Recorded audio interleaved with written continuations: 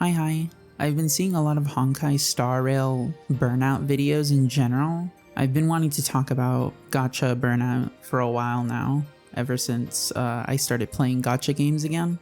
So I've been playing Honkai Star Rail for about 6 months, and before that, I was playing a bunch of other gacha games like Wuthering Waves, a bit of Zenless Zone Zero, Genshin, and even before that, I had not been playing gacha games for it had been a really long time. I got burnt out of gacha games through playing Genshin. After taking a 4 to 5 long year break, it kind of changed my perspective on gacha games as a whole. I currently play 3 games. I main Star Rail, I side Zenless, and I casually play Genshin. Gacha games tend to have very high burnout compared to a lot of other games just because you have to log in every single day.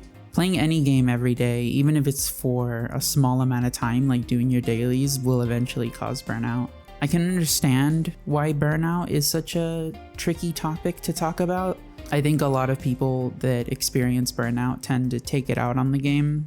Burnout in any game is completely normal. I don't know why we like to push that gacha burnout is different compared to those other games. I think we just like to push our frustrations with the game onto other people, especially when we're not enjoying something. And that can kind of lead into a toxic environment where it can lead to critiques of the game that aren't exactly well-intentioned whenever the person is very visibly upset that other people can enjoy the game and they can't. I personally handle burnout in gacha games probably the same as everyone else, or at least I think so.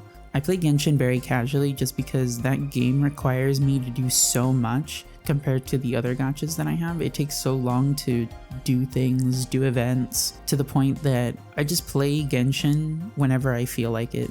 Honestly, it makes for a very stress-free experience, but I know a lot of people still want to log in. They want to enjoy the game, but they can't. I'll give some tips on what I like to do whenever I feel burnout in a game. I think my biggest tip is to kind of step back and evaluate, do you actually like playing this game? Because tons of people like to play the game but don't actually like playing. Like, does the game make you happy? Do you like doing not just your dailies but doing the events in the game? If you find yourself that you're just tired of the game, that you're angry at the game, you're angry at the direction that the game is going, maybe it's time to take a break, because pushing yourself to do anything, whether it's a game or not, will just lead to more frustration. You'll end up hating the game more even if you don't think that you hate the game.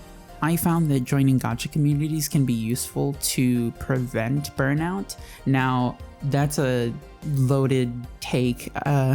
When I mean joining communities, I mean actually joining a nice community, a small community that you enjoy and being around. I know there are some gacha communities that are very toxic. Preferably you join a community that actually enjoys playing the game and not just constantly shit on it. And when I mean shit on it, I don't mean critique the game. I'm talking about like actually they hate the game but they still play it. They just don't want to say it.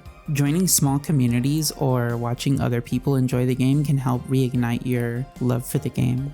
Watching creative content can also be helpful. Watching only endgame content with super invested characters in any gacha game isn't exactly the best way to break your burnout, because you're still thinking about the endgame. You're still thinking about the pressure of pulling and everything. Watching more casual content from the community can be helpful in bringing down that pressure. I think the other issue is the sunk cost fallacy that gacha games have. I know games like Genshin take forever to rerun their characters, or in Star Rail, characters just fall out of the meta very quickly, so you want to pull them right away, or you just really want the character. It doesn't even have to be a new character or content that's coming out. It could just be your existing teams and characters. You don't want to lose that value that you've been building up on your account. For example, when I was playing Genshin, I was a massive whale. I had spent lots of money in the game and I didn't want to quit the game despite me knowing that I didn't like playing the game as much. I realized at some point, and this kind of goes with anything, it could even be outside of games, it could be relationships, it could be anything that you're invested in. I think it's healthier to drop things that you don't enjoy, within reason of course, just because we have there's such short amount of time. You could be doing so many other things other than spending time on things that you don't like. Putting effort into something that you don't like is just kind of ridiculous. I think this is kind of a mindset thing where you just have to learn to let go. Holding on to things like too close to your chest can be very unhealthy. I've especially practiced this recently with a lot of people in my life or just games. It's not worth the effort to keep the train running when you don't even like where you're headed, you know what I mean? And this kind of circles back around to content creators. I've been seeing the whole Star Rail content creator scene fall off. They all have been either quitting Star Rail, stopping guides, or just anything in between.